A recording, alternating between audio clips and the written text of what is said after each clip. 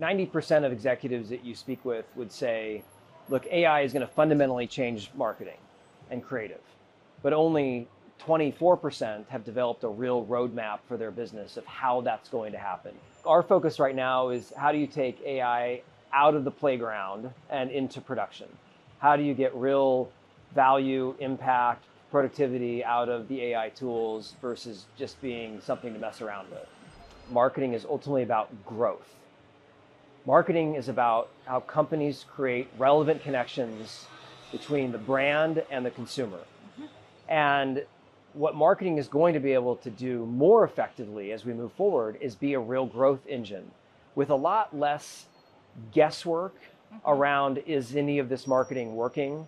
So if you think about how most marketing and creative teams are structured today, it's structured a lot around very specific functions, very specific expertise, and often very specific technology know-how, how to use individual technology tools.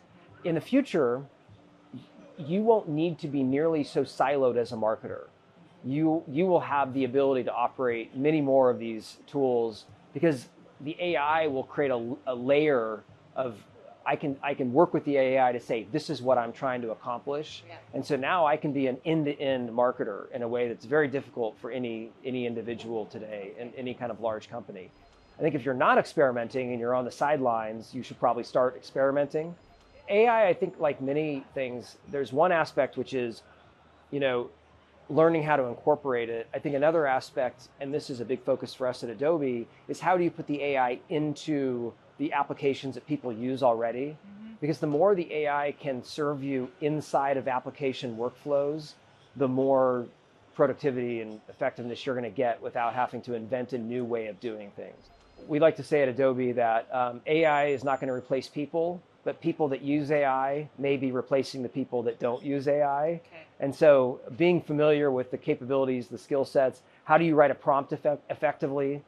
Like these are things that you can learn. So, most of us should be out there learning how to be pretty strong on our prompt engineering skills. And so in that way, I think marketing teams are unlikely to shrink. I think they're more likely to become larger as marketing can become a bigger growth engine for companies.